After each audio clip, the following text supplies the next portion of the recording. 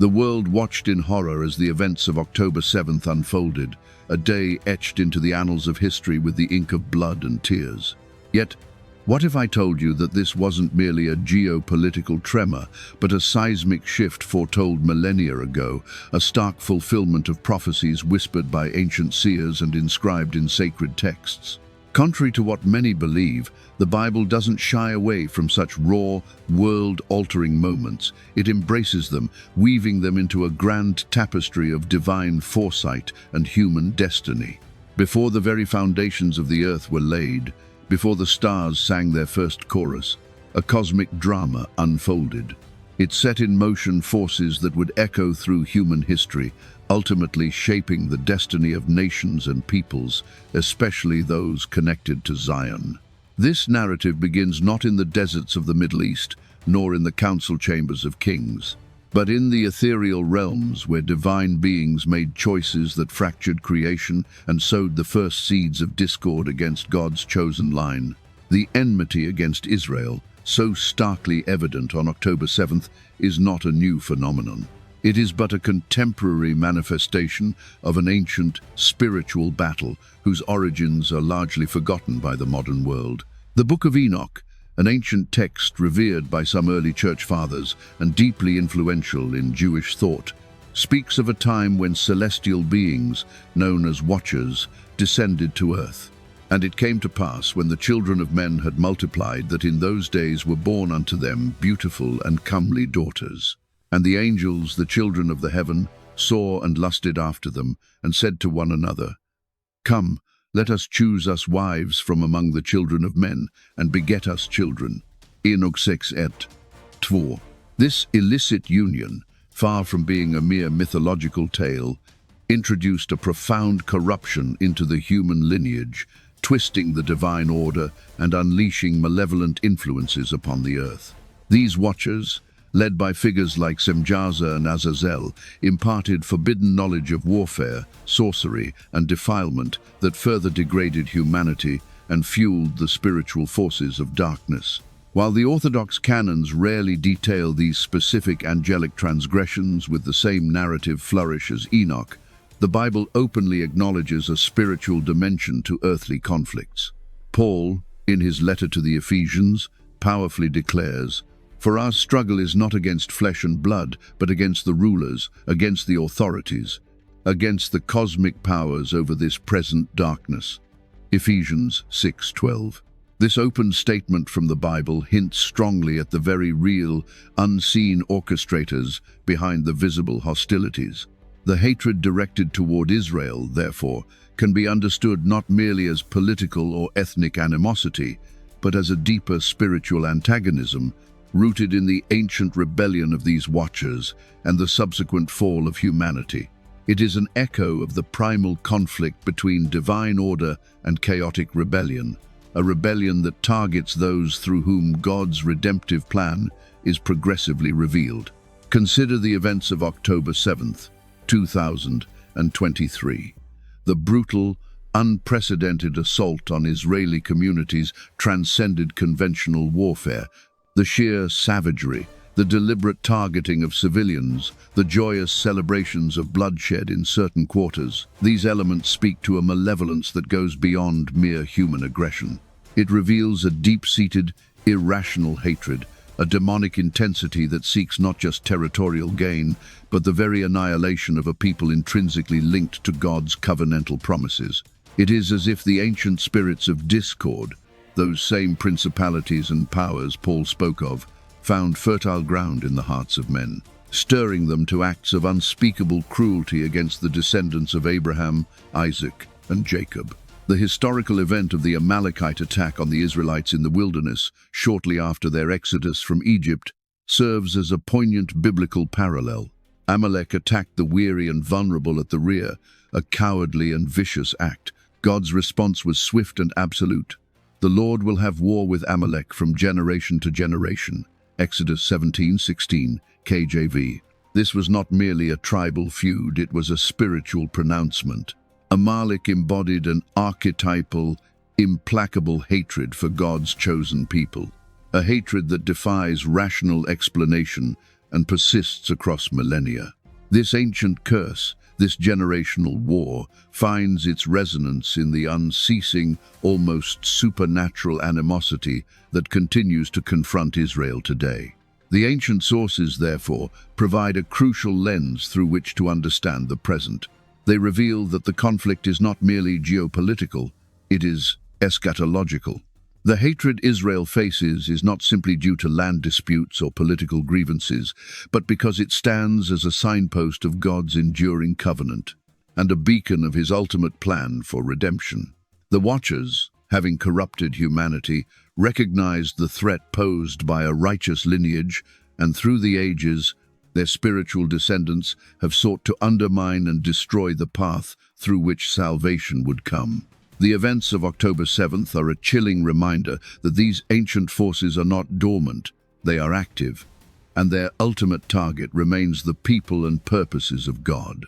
Just as the Watchers sought to thwart divine plans in the antediluvian world, so too do the cosmic powers over this present darkness seek to disrupt God's unfolding narrative in our time.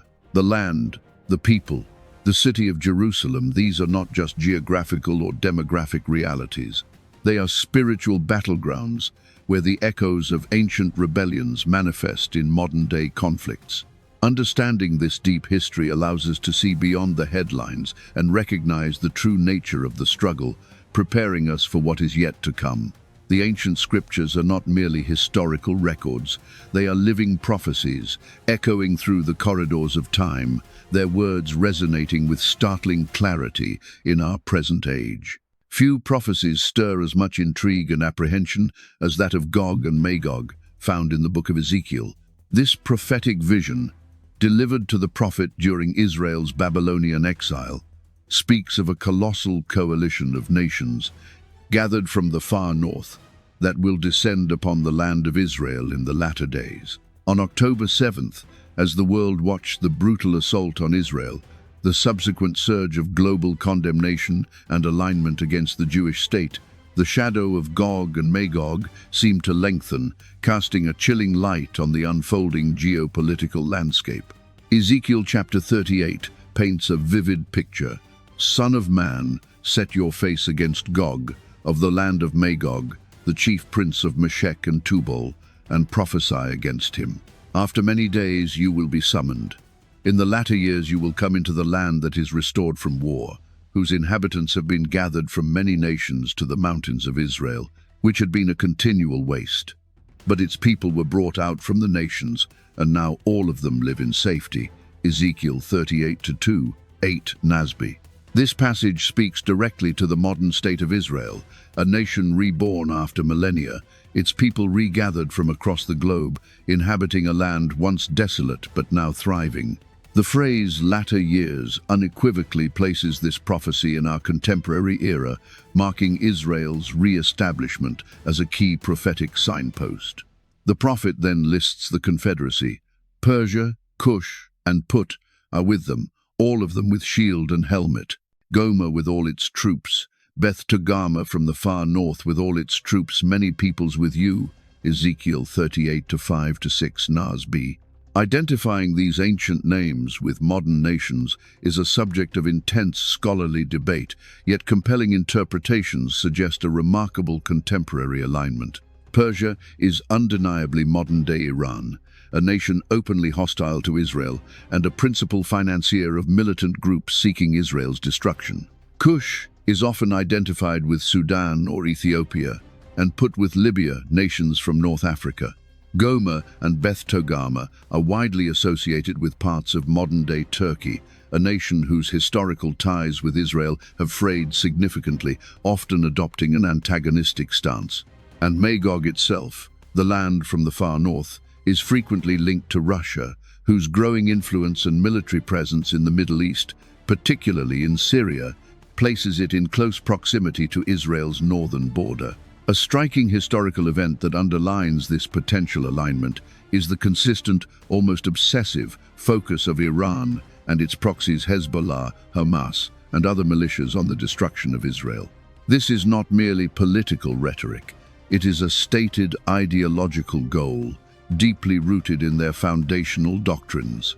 The October 7th attack, orchestrated and supported by these entities, serves as a visceral manifestation of this ancient hatred, aligning perfectly with the spirit of Ezekiel's prophecy, where nations gather with a singular intent, to capture spoil and to seize plunder, Ezekiel 38-12 Nasb.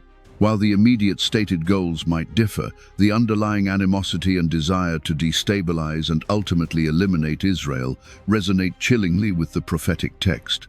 The ancient source of the Septuagint, an early Greek translation of the Hebrew Bible, provides an interesting textual variation for Ezekiel 38-2, rendering Rosh, often translated as chief prince, as a proper noun, suggesting Gog, prince of Rosh, Meshech, and Tubal. This alternative reading strengthens the interpretation that points towards Russia as a key player in the Magog Confederacy, given the phonetic similarities and geographical context. While not universally accepted, this interpretation has gained considerable traction among biblical scholars and prophetic commentators, especially in light of Russia's re-emergence as a dominant force in the region. But Revelation 16:14 may hint at an even broader, final gathering, stating, "For they are demonic spirits, performing signs, who go abroad to the kings of the whole world, to assemble them for battle on the great day of God the Almighty." While distinctly separate from Ezekiel's prophecy, this verse from Revelation underscores a recurring biblical theme: the eventual convergence of global powers, influenced by unseen forces, against God's purposes, often with Israel as the focal point. The rapid shift in international sentiment following October 7th, where a defensive response by Israel was met with widespread condemnation and protests echoing anti-Semitic tropes, suggests a global alignment that transcends mere political disagreement. It feels orchestrated, almost supernaturally unified in its critical posture toward Zion. The events of October 7th and their aftermath serve as a stark reminder that the prophetic clock is ticking. The alignment of nations, the escalating rhetoric, the thinly veiled desire for Israel's demise, these are not random occurrences. They are patterns emerging from the ancient tapestries of prophecy, revealing a convergence that signals the approach of the latter days. Ezekiel's vision is not a distant academic exercise. It is a living word, unfolding before our very eyes, beckoning us to understand the spiritual forces at play and the pivotal role Israel occupies in the grand cosmic drama. The shadows of Gog and Magog are indeed lengthening, urging us to watch, to discern, and to prepare. From its ancient origins as the city of Melchizedek to the capital of King David and the place where Messiah walked, Jerusalem has always been more than just a city. It is a spiritual nexus, a crucible of divine purpose and human conflict. Its very name, Yerushalayim, meaning foundation of peace, stands in stark contrast to its tumultuous history, a history perpetually marked by siege, conquest, and contention. The prophet Zechariah, speaking centuries before the birth of Christ, delivered a series of extraordinary prophecies concerning this holy city, foretelling a time in the latter days when Jerusalem would become a focal point of global strife, a burden stone that would vex and injure all who sought to lift or control it. The events of October 7th and the subsequent international reactions have thrown Zechariah's ancient warnings into terrifyingly sharp relief, revealing how contemporary conflicts are irrevocably intertwined with the destiny of Jerusalem. Zechariah 12:3 declares with chilling precision, "On that day I will make Jerusalem a heavy stone for all the peoples. All who lift it will surely injure themselves, and all the nations of the earth will gather against it." ESV. This prophecy encapsulates the paradoxical nature of Jerusalem in the modern world. Every attempt by international bodies, regional powers, or political factions to unilaterally determine its future, to partition it, or to deny Israel's historical and religious claims to it, has indeed proven to be a burden and has resulted in self-inflicted wounds, both geopolitical and social. The phrase, "all the nations of the earth will gather against it," speaks to a collective global animosity, a unified front of opposition that transcends mere political disagreement and borders on a spiritual obsession. A significant historical event that dramatically illustrates Jerusalem's role as a burden stone is the 1947 UN partition plan. While intended to resolve the conflict between Arabs and Jews, the plan, particularly its proposal for an internationalized Jerusalem, immediately ignited a war. Arab nations rejected it outright, leading to the 1948 Arab-Israeli War. Even subsequent attempts at peace treaties and agreements have consistently stumbled over the status of Jerusalem. The city remains the most intractable issue in the Israeli-Palestinian conflict, proving impossible for any single entity to lift without dire consequences. The very ground of Jerusalem seems to resist external imposition, affirming Zechariah's ancient words. The ancient source of the Book of Jubilees, an apocryphal text revered by some and offering a parallel narrative to Genesis and Exodus, reinforces the sanctity and chosenness of Jerusalem. It describes Jerusalem, or Zion, as the place chosen by God from the beginning of the creation of the world, Jubilees 4:26, to be his sanctuary and the center of his dwelling among men. This deep-seated theological significance, recognized in ancient Jewish tradition, explains why Jerusalem is not merely a piece of real estate, but a focal point of divine promise and spiritual contention. To touch Jerusalem is, in a sense, to touch the apple of God's eye, invoking spiritual repercussions alongside earthly ones. But Revelation 11:2 may hint at a future desecration or contention over Jerusalem's sacred spaces. But do not measure the court outside the temple. Leave it out, for it is given over to the nations, and they will trample the holy city for 42 months. This verse, while cryptic, suggests a future period where the holy city will once again be under foreign control or subject to intense international pressure and desecration. The current status of the Temple Mount, divided by Haram al-Sharif, a site holy to both Jews and Muslims and a constant flashpoint of tension, vividly portrays this ongoing struggle. Every prayer, every archaeological dig, every political statement concerning this sacred plateau sends ripples across the globe, fulfilling the spirit of Zechariah's prophecy. The aftermath of October 7th has only intensified this global burden. As Israel responded to the unprecedented terror, the international community, rather than universally condemning the perpetrators, swiftly turned its focus to Jerusalem and its contested status. Resolutions were passed, condemnations issued, and protests erupted worldwide, many featuring slogans demanding free Palestine and calling for the liberation of Jerusalem from the river to the sea. This immediate, almost instinctual, global rallying against Israel's presence in Jerusalem, despite the horrific preceding events, strikingly fulfills Zechariah's prophecy. The city has indeed become a cup of staggering to the surrounding peoples, Zechariah 12:2, causing them to reel and stumble in their judgment, and a burden stone to all nations. The profound spiritual and emotional connection of Jewish people to Jerusalem, rooted in millennia of history, prayer, and prophecy, clashes fiercely with competing claims and international pressures. This clash is not merely political. It is a spiritual battle for the heart of the earth, for the place where God has chosen to set his name. The escalating intensity of the conflict around Jerusalem, the growing chorus of nations gathering against it, and the self-inflicted injuries sustained by those who attempt to manipulate its destiny, serve as undeniable evidence that Zechariah's ancient warnings are not just history, they are our present reality, a prophetic unfolding that demands our careful attention.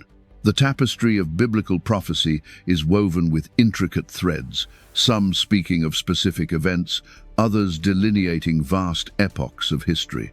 Among the most significant of these is Jesus' own prophecy regarding the times of the Gentiles, a sweeping declaration recorded in the Gospel of Luke that outlines a prolonged period of Gentile dominance over Jerusalem and, by extension, over the wider global narrative concerning Israel.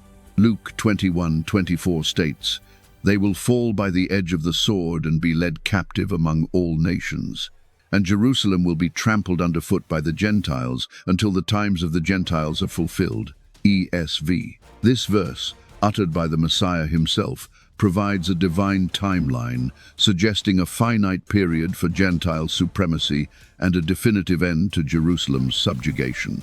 The escalating global tensions following October 7th, marked by an unprecedented surge in anti-Israel sentiment and actions by numerous Gentile nations, signals a profound shift. It indicates that these times may be rapidly drawing to a close, ushering in a new, biblically foretold era. For nearly 2 millennia, from the Roman destruction of Jerusalem in 70 AD until the latter half of the 20th century, Jerusalem was indeed trampled underfoot by the Gentiles. Roman, Byzantine, Arab, Crusader, Mamluk, and Ottoman empires successively held sway over the Holy City. The Jewish people were dispersed among all nations, experiencing persecution, exile, and repeated attempts at annihilation. This long night of Gentile dominance over Jerusalem and the Jewish people seemed to confirm the fulfillment of Jesus' prophecy. However, the miraculous re-establishment of the State of Israel in 1948 and, critically, the reunification of Jerusalem in 1967 marked a pivotal historical event that began to reverse this ancient trend, suggesting the times of the Gentiles were entering their final stages.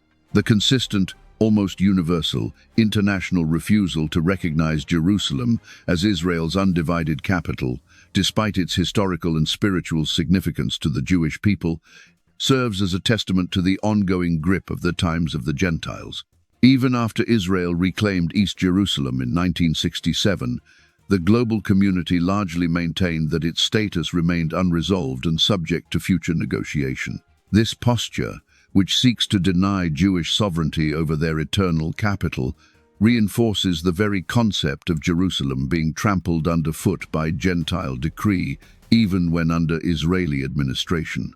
The world's insistence on an externally imposed solution for Jerusalem, disregarding indigenous Jewish claims, is a powerful indicator that the Gentile age still exerts its influence. The early church father, Irenaeus, in his monumental work against heresies, 180 AD, while not directly referencing the times of the Gentiles in Luke 21:24, spoke extensively about the prophetic fulfillment of Israel's dispersion and subsequent gathering.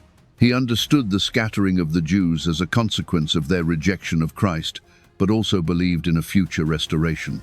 Irenaeus's theological framework, rooted in the literal fulfillment of prophecy, anticipated a time when Israel would again be central to God's plan, aligning with the idea that Gentile dominance would not last indefinitely. His writings reflect a recognition of specific historical periods delineated by divine purpose, suggesting an awareness of an overarching timeline that would see Israel's eventual vindication. But Romans 11:25-26 may hint at the ultimate conclusion of this Gentile epoch. Lest you be wise in your own sight, I do not want you to be unaware of this mystery, brothers. A partial hardening has come upon Israel until the fullness of the Gentiles has come in. And in this way all Israel will be saved. This passage from Paul is a profound theological statement, indicating that the hardening or partial spiritual blindness of Israel and the subsequent era of Gentile salvation, the fullness of the Gentiles, are not permanent. There is a divinely appointed end. The rapid acceleration of global events, particularly the surge in global antagonism towards Israel post-October 7th, with many nations aligning in criticism or condemnation, could be seen as a sign that this fullness is nearing its completion. The world stage is being set, not for continued Gentile control, but for the dramatic re-emergence of Israel into its prophesied role. The ferocity of the global backlash against Israel after October 7th, often disproportionate to the actual events and frequently ignoring the initial brutal attack, is unprecedented. From international bodies to academic institutions and street protests, there has been a near-unanimous clamor against Israel, accusing it of war crimes, apartheid, and even genocide. This overwhelming global pressure, pushing for concessions and a redivision of Jerusalem, speaks volumes. It is as if the times of the Gentiles are making their final, desperate stand attempting to reassert their dominion over Jerusalem and the destiny of the Jewish people before their appointed time runs out. The increasing isolation of Israel on the world stage, precisely as Zechariah predicted, serves as a powerful indicator that the long era of Gentile supremacy, particularly concerning Jerusalem, is reaching its divinely ordained conclusion. The signs are clear, the clock of prophecy is ticking, and the stage is being set for Israel's ultimate vindication. The Book of Revelation, a kaleidoscope of visions and symbolism, stands as the grand finale of biblical prophecy, drawing together all preceding threads into a breathtaking crescendo. It unveils the ultimate cosmic drama, revealing a period of unparalleled tribulation, divine judgment, and the final triumph of God's kingdom. At the heart of this apocalyptic narrative lies Israel, often represented by the symbolic woman or the 12 tribes, playing a pivotal, undeniable role in the unfolding events of the end times.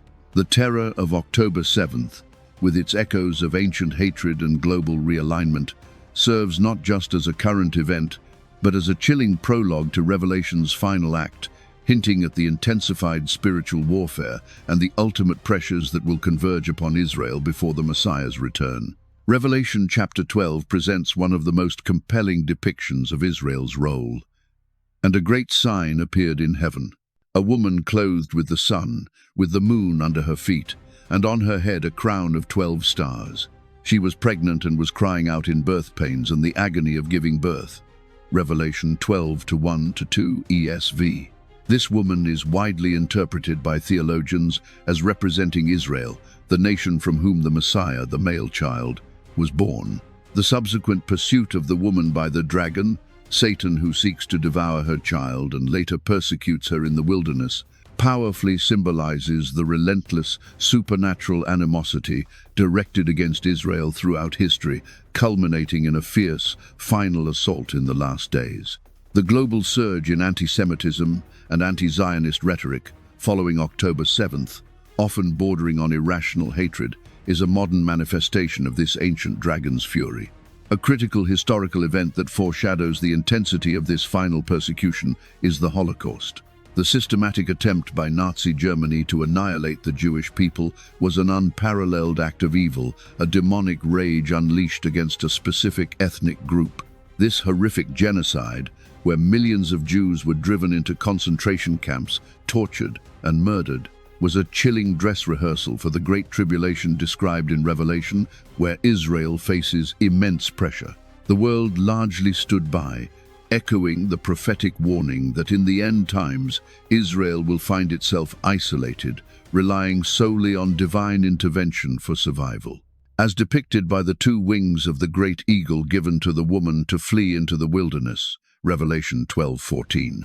The ancient source of 4 Ezra, an apocryphal book offering apocalyptic visions and lamentations over the destruction of Jerusalem, also speaks to Israel's suffering and ultimate vindication in the end times. While its symbolism differs from Revelation, 4 Ezra frequently portrays Israel as a sorrowful mother, awaiting redemption and justice from God amidst widespread global turmoil and judgment.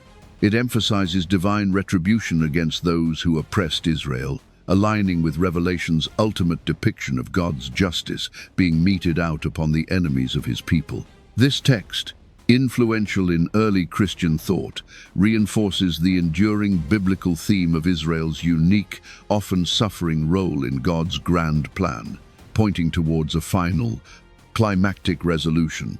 But Revelation 7-4 may hint at a divine protection for a remnant of Israel during the tribulation. And I heard the number of the sealed, 144,000, sealed from every tribe of the sons of Israel. This selective sealing indicates God's unwavering faithfulness to his covenant people, even amidst the most severe global judgments. It signifies that despite the dragon's efforts, a faithful remnant of Israel will be preserved, playing a crucial role in the end-time witness. The events of October 7th, while devastating, also ignited a fervent sense of unity and spiritual awakening among many Israelis and diaspora Jews, underscoring this resilient spirit and divine protection that has sustained them through millennia of persecution.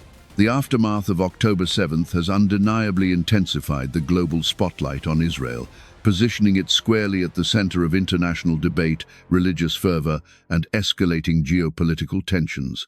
The world finds itself in a precarious balance, with regional conflicts threatening to ignite broader global conflagrations. This convergence of nations, the rise of powerful figures, the economic upheavals, and the moral degradation described in Revelation are no longer distant prospects, they are emerging realities. Israel, a nation born in a day and regathered from across the earth, stands as God's undeniable prophetic clock. Every attack, every defense, every international condemnation, and every internal struggle moves the hands of that clock closer to the final curtain call. The moment when the King of Kings, born of the lineage of the woman clothed with the sun, will return to establish his eternal kingdom, with Jerusalem as its radiant capital.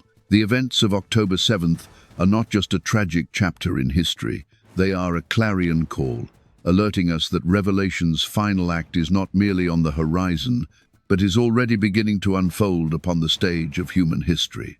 The air thickens now, not with the dust of immediate conflict, but with the weighty presence of ancient promises stirring. The tremors of October 7th, though brutal and heartbreaking, were but the surface ripples of a deeper spiritual current, one that has flowed beneath the annals of time, carrying with it the seeds of prophecy. We have walked through forgotten origins, glimpsed the shadow of ancient foes, seen Jerusalem as the world's enduring burden, and felt the shift as Gentile times draw to their close. Now, as the final act of Revelation begins to illuminate the global stage, we perceive Israel not as a mere nation-state, but as a living scroll of divine intention, a testament to an unwavering covenant. The world watches, often in confusion or condemnation, but those with eyes to see and ears to hear understand.